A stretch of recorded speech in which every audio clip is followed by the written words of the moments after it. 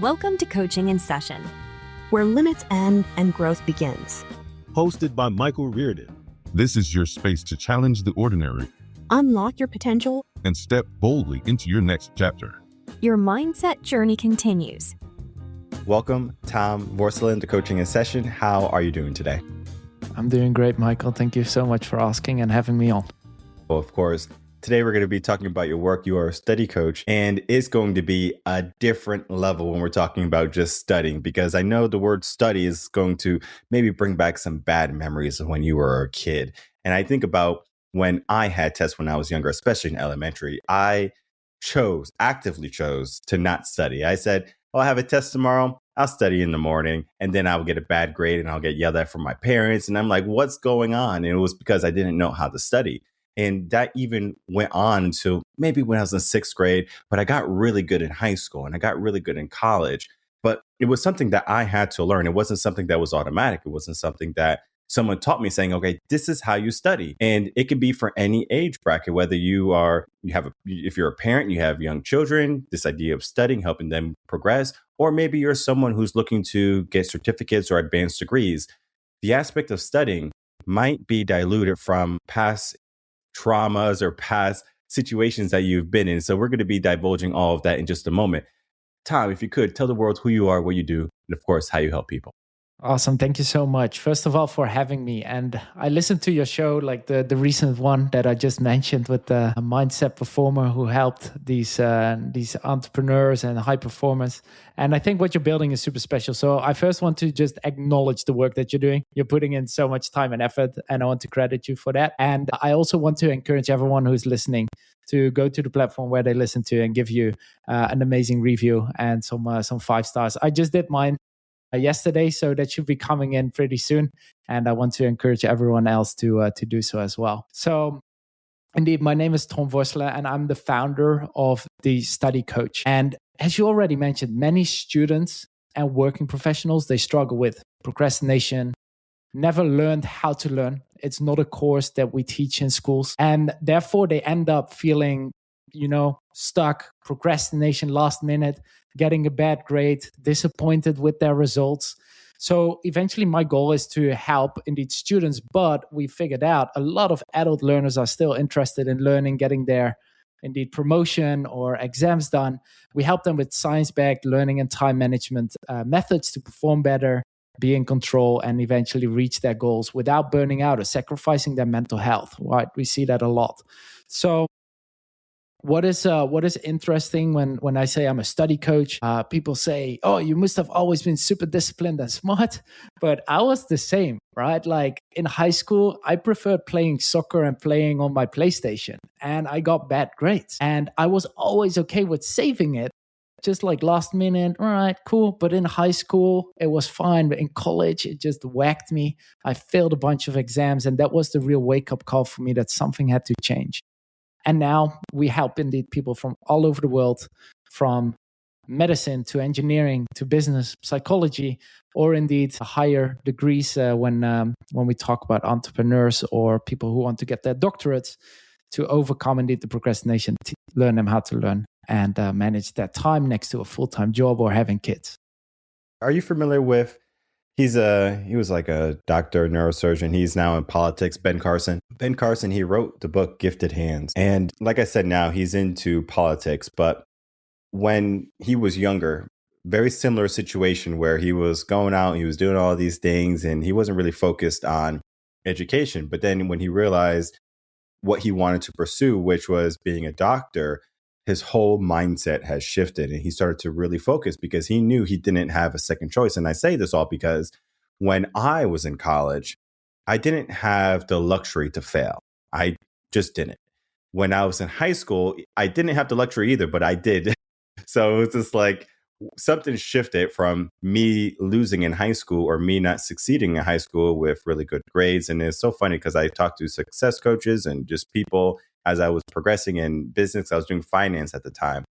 And they basically said, well, you had one bad year. It was my sophomore year. I was just a bad boy. I was doing all the wrong things. And they said, when you do interviews going forward, they say that in your sophomore year, yes, you had some hiccups, or some challenges that you were dealing with and facing. but you fixed it in your junior and your senior year. And I carried that mindset into college because I wasn't fortunate enough to have anyone pay for my college education. I had to do it myself. So I worked a full-time and a part-time job.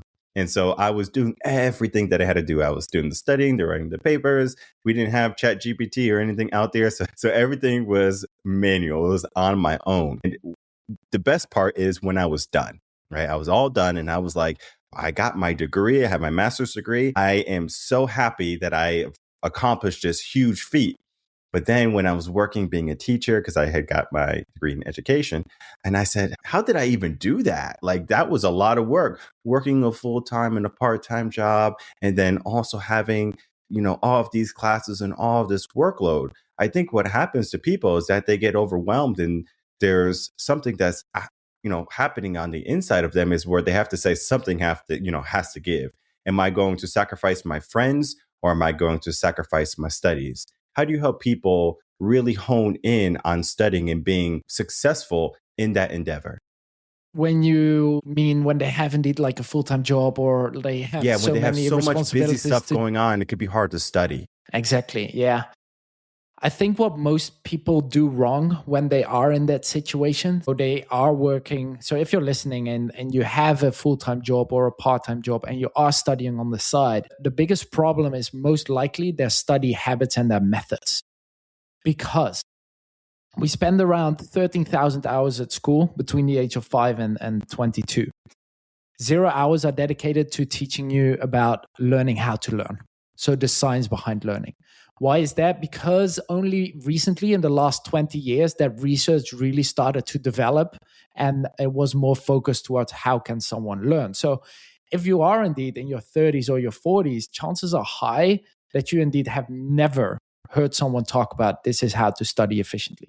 So what then these most adult learners do is they go back to the default of what they did in high school. They summarize something. They grab a yellow and an orange and a green highlighter. They mark everything that is important and they read it and they read it and they read it. But a lot of science has found these days that is time consuming. It doesn't build real knowledge retention.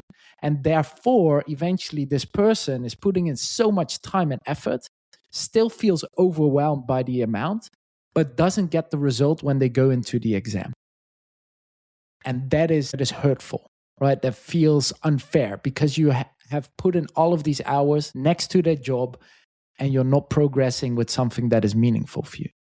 So what we then do is the first thing that we always look at is indeed in a conversation with this person, how are you studying? Like, what do you do?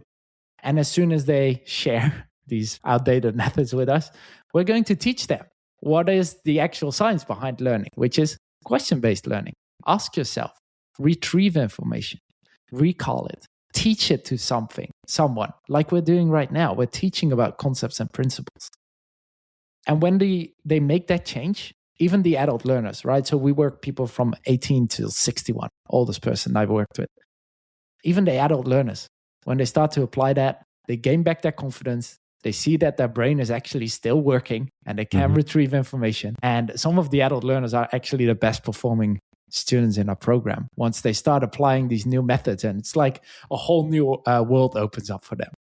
You talked about methods, and I think of methods and mindsets now, where there's a saying, and you probably are very familiar with the saying, you can't teach an old dog new tricks, where they might be up in age, maybe they're 60, right? Just before 61.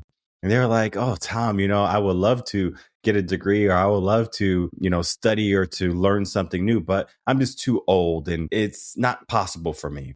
When someone comes in with this mindset, is there a way for you to help them understand that their mindset or maybe their way of thinking could be flawed and that they can learn, that they can be successful? Yeah. And the thing I like to do the most is throw as many examples to them as possible. Sure. Right. So indeed, what a listener who might be in that situation has to understand is that your brain has a beautiful thing and capacity is called neuroplasticity. It means the ability to change. And yet it might be a bit slower when you're older because you have so many indeed patterns and habits ingrained. But we still see that the adult learners who apply the methods where we indeed mainly talk about recalling and spaced repetition, which means retrieving and increasing intervals, if they still apply that, they're getting good results. So when I say Delphine, one of my favorite students I ever worked with, 58, ADHD, super anxious and overwhelmed with her nursing degree, if she can score in the top 10% of her program and never scores below 90, why can you not do that? Yeah, very true. I think of just showing someone something is possible. We can use the old example of Roger Bannister, right? The whole world said it wasn't possible. He does it. And then after, the whole world starts to do it. It's just like, it's the example, right? So you set the tone and you say, hey, this is plausible, it's possible. So let's make it happen for you. I think of when someone is now, they're getting up in age and they're trying to think for maybe a reason or an excuse to go and get a degree or a change in career. It's challenging to make a choice for somebody from this podcast because we don't know them, right? But just generally speaking, right? I'll give a couple of examples. So let's say someone is not happy in their career currently and they have maybe a bachelor's degree in some software, right? IT, whatever. But they want to get an advanced degree doing something totally different. And for them, a couple of things could come in. Maybe money is not a problem. So they're not worried about the money, but they're worried about the whole aspect of going through that process. Getting a degree is not like, all right, I'm just going to sign up and they're going to give me my paper after I give them enough tuition money, right? There is some work that has to happen in between. And the studying aspect, maybe at some point in their life, they might have had a hard time studying. And maybe in their life today, as we said early on, they can have different circumstances. So now their circumstances are, I have to be able to provide for my family still, keep a roof over everyone's head. So I needed maybe 3 hours or 4 hours or 5 hours of studying when I was in college before. And it was really challenging for myself because it was hard to do things that I couldn't, and today I couldn't imagine giving 5 hours to studying or to dedicating to something that I have no time right now. Because if you ask someone, especially around New Year's time, hey, what's your New Year's resolution? Oh, I want to go to the gym, right? And in 3 months, you say, hey, are you going to the gym? Oh, I don't have no time. It's like 45 minutes to an hour. Now we're looking at studying to be maybe multiple hours or multiple sessions in a week. What, in your experience, is the prime amount of time that someone has to dedicate to their studies and their efforts? Do you say it's talent-based, skill-based, or is it going to be blanket across the system of if we put in this many hours, we can be successful? It's such a hard question to answer because hours of input doesn't necessarily equal result. So indeed, you can study 10 hours with the rereading and the highlighting methods and barely score a C. You can study 4 hours with active recalling methods and score a B or an A.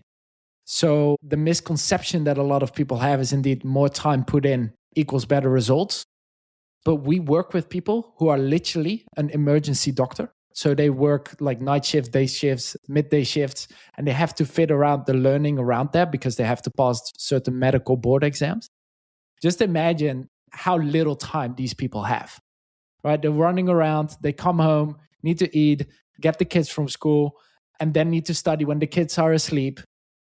So the time dedication isn't a fixed amount. I'm not saying, you should at least study 1 hour a day because sometimes that is not even possible. Sometimes people have to study on their commute while they are traveling in the car. And then simple practices indeed blurt out, like speak out loud into the world what you've learned yesterday or the day before. That is already going to help them.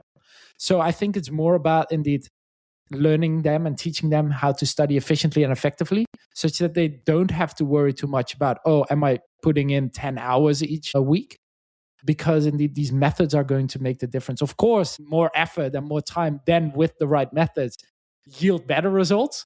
But sometimes we can't control that time, right? People still need to sleep. People still need to eat. They still have to spend time with their kids. So it is a really hard one to say, this is the amount and then I'm going to guarantee you results. Yeah. Right. We don't have that magic pill or like foresight, future sight. Yeah.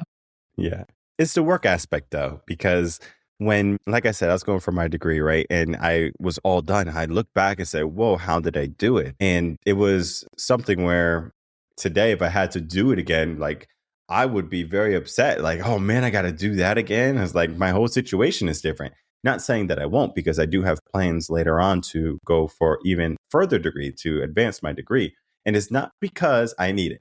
I definitely don't need it, but I want to be an example for my children as well. Because when they're going, and our world is changing very differently, we can even talk about this if you want to, is schooling is becoming optional, or education in itself is becoming optional. It's like like after the age of 18, 33% of people don't read a book anymore, like literally a book.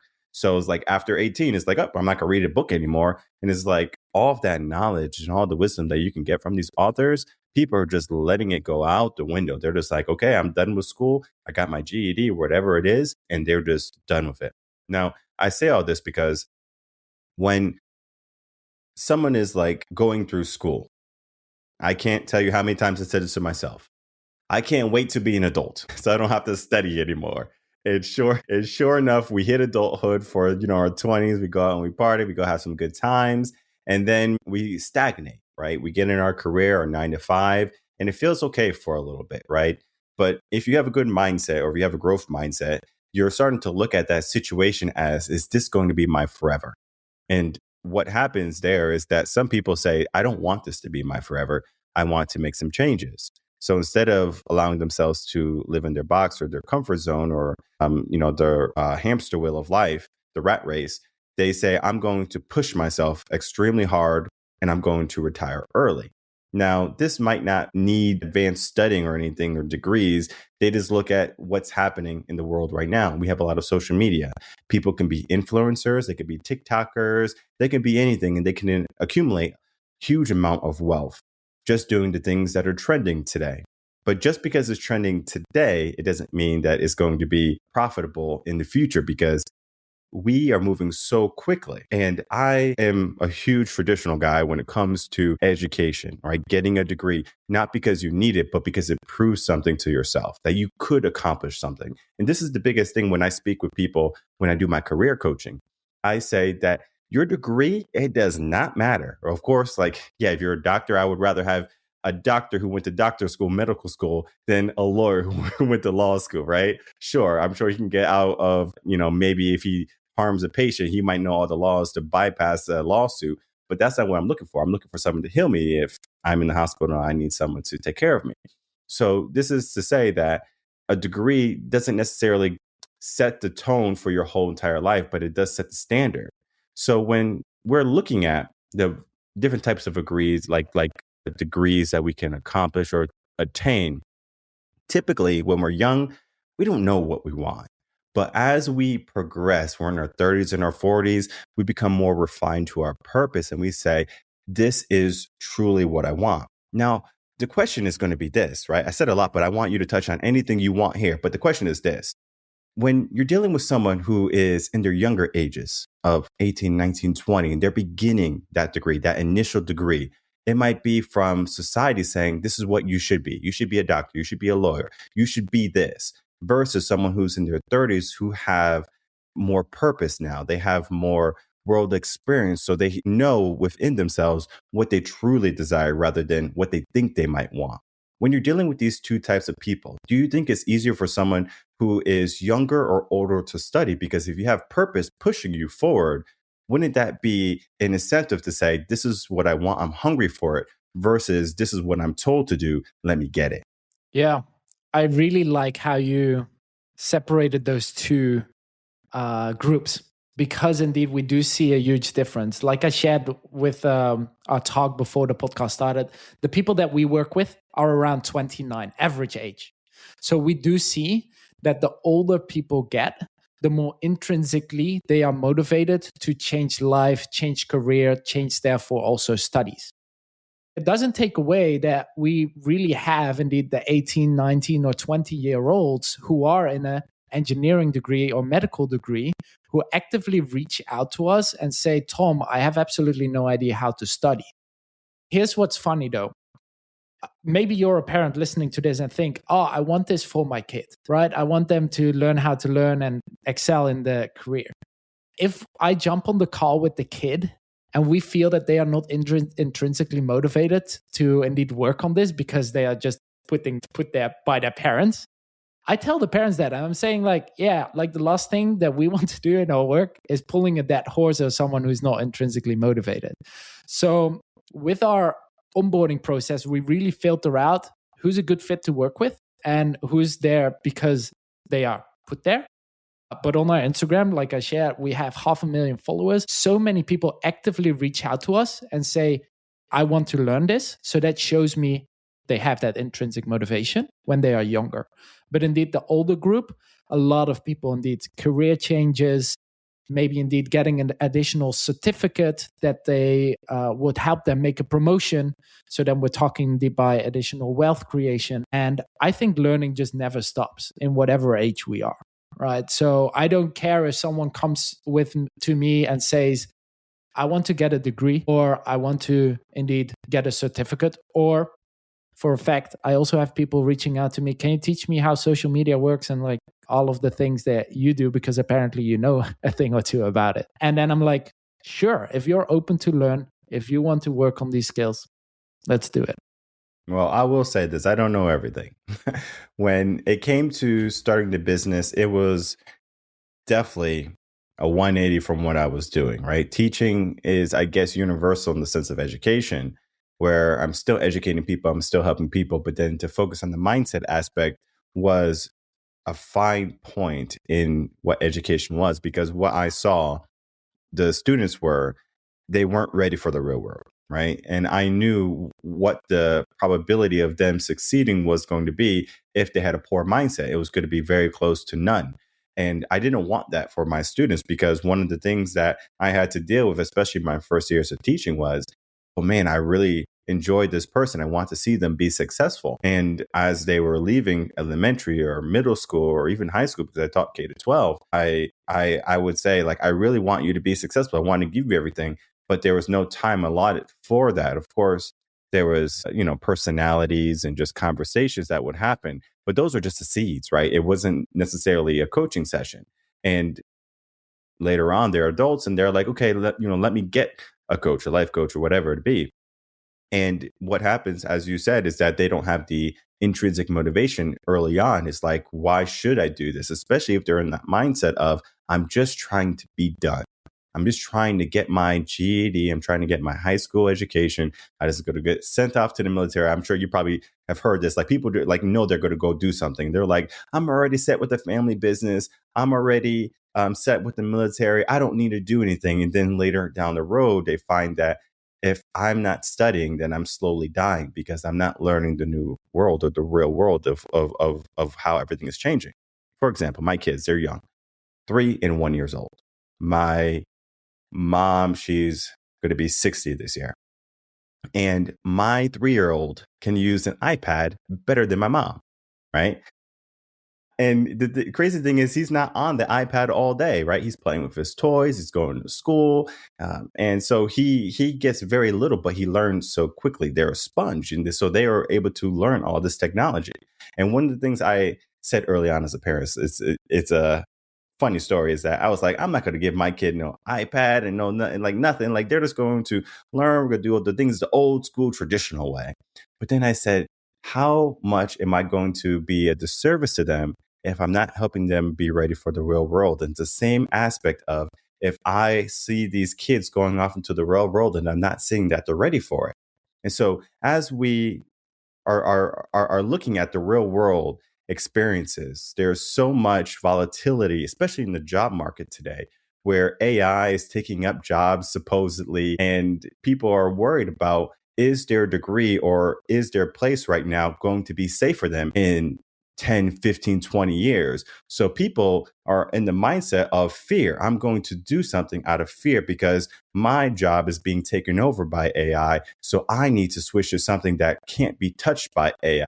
Do you see this happening more prevalent today, where people are changing or seeking advanced degrees, not because they have an intrinsic motivation for it, but because of fear for not having a job or a livelihood? Honestly, I haven't heard that one coming by so far, but I can completely understand if people are thinking that way, right? Because I think both of us have seen how fast AI is developing. So we have absolutely no idea where it will be in 5 or 10 or 20 years from now. Like, it could take over everything, or someone is going to say, we're going to shut it down because it becomes too dangerous for some reason. So I haven't really heard it. I have heard a lot of people who want to transition into programming, data science, large language model learning, AI programs and courses and stuff like that, such that they can leverage the skill and the development of AI, either in their jobs or indeed in further careers. So yeah, I have heard people who want to take advantage of it, but haven't heard people who are afraid of it and therefore moving away from it. Yeah, but I can imagine. Yeah, for sure. Yeah, beautifully said, because leverage definitely is something that people are going to be looking at. Typically, the brain is super negative, like it's attracted to negative. So they're going to do things typically out of fear. Procrastination, as an example, right? And I know you probably deal with procrastination quite a bit with people studying. Procrastination is the fear of putting off something until the fear of not doing it is greater than the fear of doing it. So this idea of procrastination is, I don't want to do something because it's going to take away from what I have or what I'm doing currently right now, until it's like, if I don't get this paper done by tomorrow, I'm going to get a failing grade. And that's going to make me feel worse than if I just didn't do what I was set out to do. Now, procrastination is going to be multifaceted. It's not just about studying, but it could be in all aspects of life. It could be maybe in your relationship where you're procrastinating telling the person that you love them. Or it could be in the sense of where we're talking today, of you have obligation, a paper, a test, or something to do to make sure that you're ready for the next day, or you're ready for that day. In college, they do a pretty good job of giving you like a syllabus, and they say, okay, this is when the tests are going to be. This is when the papers are due. Sometimes you're not going to get that in high school, or definitely not in elementary. But when we're at those, those higher levels, those advanced levels, we can see everything that's going to be in front of us. Now, there's two types of people here. The first person is, oh my God, this is so much work. It's so daunting, right? This is a lot. And then there's that person that's one in a few. It's like, okay, I see what I have to do. Let me begin. Now, we can procrastinate and do things last minute, of course, as the majority of people will, or we can say, let's be proactive and get things done before I'm at that, fight or flight type of mindset of, I have to get this done. And right there is definitely unhealthy for the mind, but I can see it also being unhealthy for the body. How do you help people focus on what they need to do as they're going for their degree? How do you help people not procrastinate as much and to be focused on that degree or that certificate that they're going for? It's super well laid up, like amazing example up front. And I want the listeners to imagine indeed the last time that they indeed looked at an assignment or a syllabus or indeed a work task, and that they thought, I've never done this before, or I don't know what to do. And even me thinking about something like that right now, I can feel the change in my body, right? Like spike of adrenaline, maybe a little bit of cortisol, which rises. And therefore, you indeed feel stressed and overwhelmed in that exact moment, which is a super normal response. A super normal response. So this, if you're listening and you indeed have this response and you think, oh yeah, last week John asked me to do this and I've never done it before, but I was too scared to tell him. And I now procrastinated till the last minute to actually do it because I have no idea if I can do it. Let it be clear that that is a normal response, because we always teach people that indeed usually procrastination comes from thoughts, feelings, and then based on feelings we take action or we avoid action. All right, so thoughts influence the feelings. I can't do it. I'm too dumb. I'm not smart enough. Makes us feel stressed, anxious. What does our body and brain want to do? We want to avoid that. So we go, walk with the dog, scroll on our phone, get the cheap dopamine hits. And then the consequence of that is, of course, that we don't finish the task on time. We've procrastinated, which reinforces that belief. And now we're talking a bit more about the mindset, reinforces the belief that we are a person who's maybe not capable of doing these hard things, or we always procrastinate. And then we're going to get into this cycle where we repeat that over and over. So what we do with people is indeed helping them understand how that thoughts, feelings, and results cycle works, and how indeed shifting and acknowledging that that first response of stress and overwhelm is normal, to then get them to just start with, for example, 5-minute rule. Mel Robbins, I think you know about her.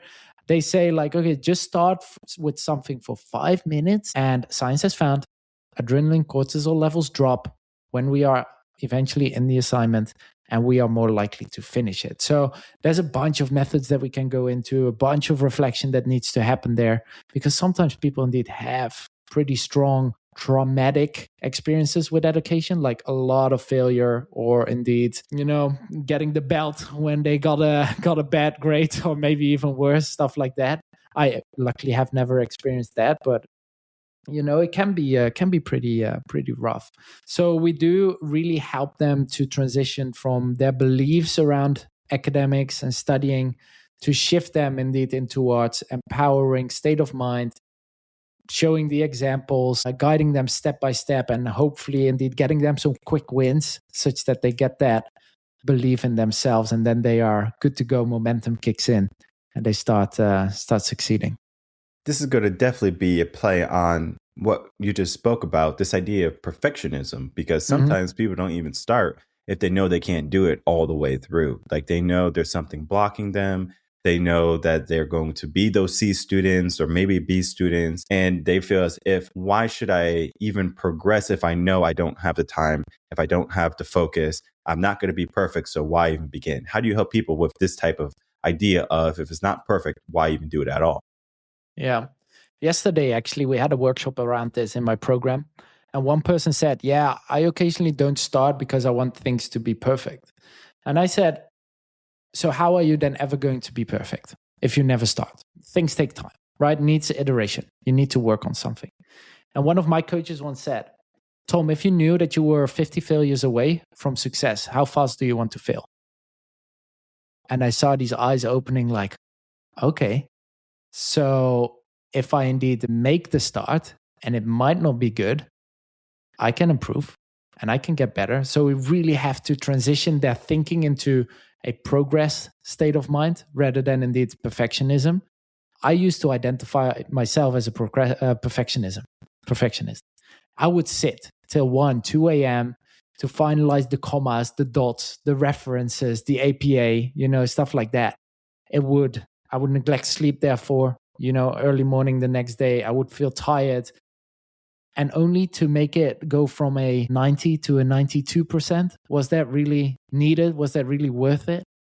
And now that I'm in business, let me fail day after day after day, because all of these failures get me closer to success. And we try to install that thinking inside of the students as well. And I will give you an example. We asked them to submit a time schedule. And they always said, yeah, I create a time schedule and could never stick to it. I said, I don't care. You're just going to submit something. I'm going to look at it. And next week, we're going to ask what worked, what didn't work, and what are we going to change? And then they come and they say, this didn't work. Okay, cool, change it. And we do it again and again and again. And after 4 or 5 weeks, they finally have a time scheduled plan that finally works. But they have to just do it and don't aim for the perfection there. So we allow them to take like small baby steps, getting quick wins, getting a bit comfortable with just making progress. And that usually helps a lot. I think you can recognize that in business yourself as well. Like, the more you fail, the faster you learn. So might as well just bring it on. I remember it was a past episode of a guest, and he was a podcast host, pastor. He does coaching. He did many things in his life. And one day his son was coming home from a game that they had just lost. It was a basketball game or football game. And the boy was crying in the back seat, and the mom wanted to say something. And the father was like, or the guest was like, he was like, don't say nothing to the boy. Let him go through these feelings, right? These emotions. And I cannot tell you where I would be without failure, right? We need those feelings of not winning and not succeeding. And I know when we look at people who have succeeded and they are at this point, it's like, whoa, I want to get there. But they had to climb somewhere too, right? I can't tell you how many times I would go on the same hike and I would trip on a route or something. It could be the same route too, from a tree or whatever, or a rock. And I trip and I go, oh, we got to be careful, right? But that trip, it's not it's not the end of the world, right? It's a moment for me to pay attention, right? So when I fail, it's a moment for me to pay attention to say, okay, that didn't work. Let's figure out what does work. And as you're progressing in schooling, especially, and you're figuring out what's working for you, what's not working for you, some can be trial and error, but then some can be wisdom based, right? You look at the statistics, you look at how people are formulating their thoughts and things like that. Like the process of learning has not been studied, as you said, for the past 20 years. Is new, right? So it's like now we're getting into the world of let's pay attention to where the mind is going versus like let's just allow it to go anywhere it wants in the world. And we do need to give ourselves more focus. And I know you have some works in the process and the plans for people, from guides to master classes. If you could, can you tell us a little bit about what you have to offer for people if they're looking to elevate their studying habits? Yeah, awesome. Thanks for giving me that opportunity. And basically, I was inspired just by the fact that you've been sharing so much wisdom. And I was like, let me do the same. So, everyone who's listening, and I'm going to offer them something I've never offered before. So, it's exclusive for the podcast. And I usually reserve it for paying clients as well. So, something that is going to be from our paid program. It's a study breakthrough bundle. And before I tell you what exactly is in it, I think it's important, if you're still listening and you think, okay, is this for me or is this not for me? It is for either a student or indeed a working professional who is battling with procrastination and thinking like, okay, how do I overcome this? How do I get started? Feeling overwhelmed, under time pressure, so working a full-time job and studying on the side. And they finally want to study efficiently, learn more efficiently and effectively, and actually remember what they learn. So right now it might feel working hard and not getting the results, but with the two things that I'm about to share in the Study Breakthrough Bundle, they can learn and remember more of what they have read, and they can deal with the procrastination. So the first part is something that we call a PACER study blueprint, step-by-step methods on how to remember information more efficiently and effectively. And you can use this also in a work setting, right? So if you need to remember things for work or meetings or anything like that. And the second thing is the anti-procrastination masterclass series. This is a online learning platform with video material as well as worksheets, because eventually applying the knowledge is going to make the biggest difference. And I don't want to give someone a video, they just watch it and then think, what should I do with it? So therefore, there's worksheets inside that they can then implement, which will help them build better time management skills, beat procrastination. So if they want to grab that study breakthrough bundle, they can go to tomvorselen.com, and you spell that VORSELEN.com/session, referring to coaching in session, but just grab the last part. So if they want to grab that, they can go to tomvorselen.com/session. Perfect. And we'll get into all the links in just a moment. I do want to say something on that, because it's important that we understand the blueprint to everything. Where if you want to build a house, for example, you just don't say, okay, I want this house and this is what I want inside my house. They build a blueprint, right? For the builders, all the laborers, they need to know what to do, and they need to know when to do it. Because if I say, the final is going to be about advanced whatever, and we're not going to study any of the things that that's leading up to it, you're only studying for the final, you're going to fill everything up to that final, right? So we do have to understand what comes first. And sometimes in our world today, we can see the end goal and we say we want that goal, right? We think of the people who have mansions, right? We say, I want that mansion. But we don't think about the problems. We don't think about what we have to do in order to get there, the money habits, the money mindsets we have to do. There are steps to things. And people, they just want A and they want Z, right? They order things on Amazon. They want it as quick as possible, right? Yesterday, if it's possible. They want it yesterday before they even thought about it. So we are living in a world where we want this instant satisfaction. But I will tell you, when it comes to education and studying, sometimes it's not about the instant satisfaction you get. But as you progress and as you do it more, when you look back at the person that you were and you can see the disparity or discrepancy of the change, you can say, wow, right? When I'm working with people, whether it be with mindset or fitness, they can look back at where they were when they started, and they can look at where they are today, and they can say, I can see the difference.